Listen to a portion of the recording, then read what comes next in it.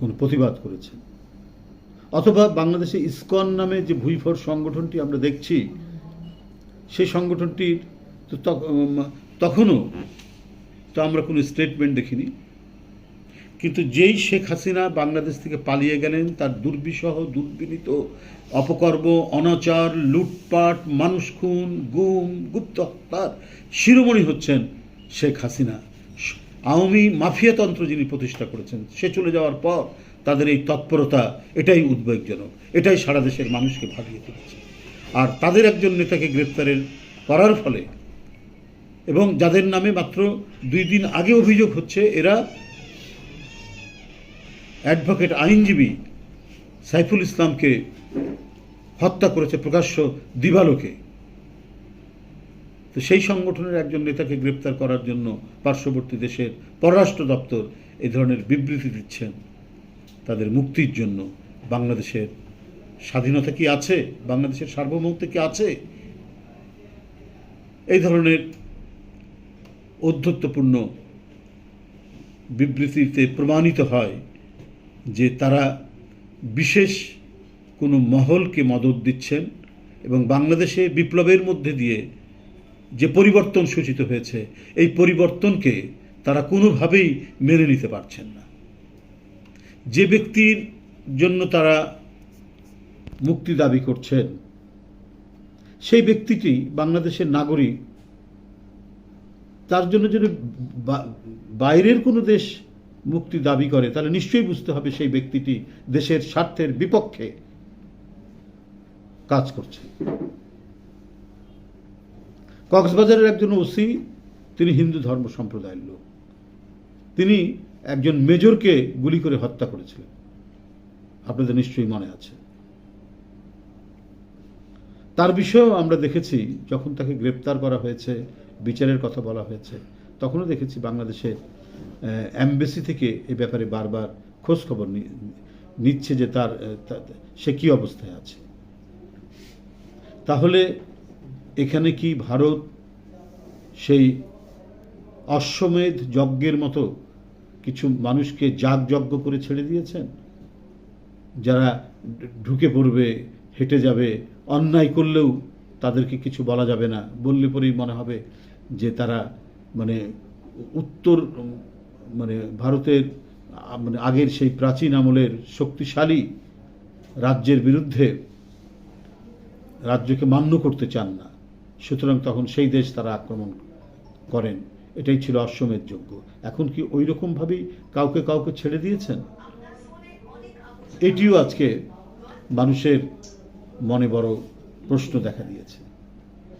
এটা এই জাতির সার্বভৌমত্ব, স্বাধীনতা এবং আমাদের যে এদেশের মানুষের, এই ভূখণ্ডের মানুষের যে অর্জনগুলো 52 থেকে শুরু করে 5ই আগস্ট পর্যন্ত যে অর্জনগুলো, সেই অর্জনগুলোকেই অবমাননা করা, এটা আমরা কখনোই এদেশের মানুষ, এদেশের জনগোষ্ঠী কখনোই সেটিকে মেনে নিতে পারে না। তাদের এহেন আচরণ অত্যন্ত দুর্ভাগ্যজনক। কি করে বাংলাদেশের ভেতরে একটি ধর্মীয় সংগঠন, এখানে তো অনেক ধর্মীয় সংগঠন হিন্দু ধর্মের ছিল, যুগ যুগ ধরে আছে, তাদের ধর্মসভাগুলোতে আমরাও গেছি, আমাদেরকেও তারা অনেক সময় দাওয়াত করেছে, গিয়ে আমরা সেখানে বক্তব্য রেখেছি, কথা বলেছি, তাদের ধর্মের যে মহান দিকগুলো সেগুলো আমরা তুলে ধরেছি। তাহলে এই ইসকনটি কি? কেনই তাদেরকে তাদের কোনো ব্যক্তি গ্রেপ্তার হলে তারা বাংলাদেশের নাগরিক, কেউ অন্যায় করতে পারে, কেউ অপরাধ করতে পারে, তাকে দেশের প্রচলিত আইন অনুযায়ী সে আইনি প্রক্রিয়ার মধ্যে সে পড়তে পারে, সেটা বাংলাদেশের নিজস্ব ব্যাপার।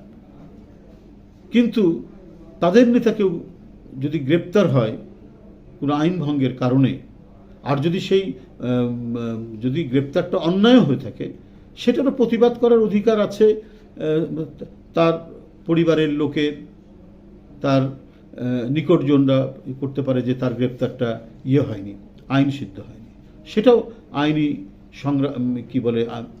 আইনি প্রক্রিয়ার মাধ্যমে তার জামিনের করতে পারে, তার আইনি প্রক্রিয়ার মাধ্যমে তাকে মুক্তি হতে পারে, মুক্তি দিতে পারে। কিন্তু দেশের বাইরে থেকে তার মুক্তির দাবি করা, তার মানে চিন্ময় দেশের স্বার্থের পক্ষে কাজ করেনি। এটা আবারও প্রমাণিত হয়েছে। আমরা বারবার যে সমস্ত বিষয়ে পার্শ্ববর্তী দেশের যে সমস্ত বিষয়ে আমরা সমালোচনা করতাম, তাদের যে অন্যায়ের যে প্রতিবাদ করতাম, ওটা যে খুবই ন্যায়সঙ্গত, এই ঘটনার মধ্যে দিয়ে সেটি প্রমাণিত হয়। আপনি জানেন যে রামপাল বিদ্যুৎ কেন্দ্রের বিষয়ে আমরা প্রতিবাদ করেছি যে এইটা কয়লা পুড়িয়ে এই প্রজেক্টটা হলে পরে, এই বিদ্যুৎ উৎপাদন কেন্দ্র হলে পরে আমাদের যে অক্সিজেন গ্রহণের যে প্রধান জায়গা সুন্দরবন, সেটা ক্ষতিগ্রস্ত হবে। এখন পরিবেশবাদীরা বলছেন, তখনও বলেছেন পরিবেশবাদীরা এই কথাই বলেছেন। আমরা পরিবেশবাদীদের কথা শুনে, পরিবেশ বিজ্ঞানীদের কথা শুনে আমরা বাংলাদেশ জাতীয়তাবাদী দলের প্রতিবাদ করেছি। এখন তারা 2016 সাল থেকে এই তাপ বিদ্যুৎ কেন্দ্র উৎপাদনের কাজ শুরু করে 2022 সালে সেখানে উৎপাদনের উপযোগী কেন্দ্রটি হয়ে যায়। কিন্তু আমাদের যে আশঙ্কা, সেটি নতুন করে প্রমাণিত হয়েছে যে এই কয়লা পুড়িয়ে তার ছাই ওখানকার নদী নালাকে করছে, দূষিত করছে, এবং সুন্দরবনের যে গাছগাছালি, পাখি বৈচিত্র্য, সেগুলোকে বিনষ্ট করছে। অর্থাৎ শুধুমাত্র পার্শ্ববর্তী দেশকে সন্তুষ্ট করার জন্য, তাদের ব্যবসায়ীকে খুশি করার জন্য শেখ হাসিনা এই কয়লা পুড়িয়ে বিদ্যুৎ কেন্দ্র উৎপাদনে রাজি হয়েছিলেন। বাংলাদেশের স্বার্থে, বাংলাদেশের পরিবেশ, বাংলাদেশের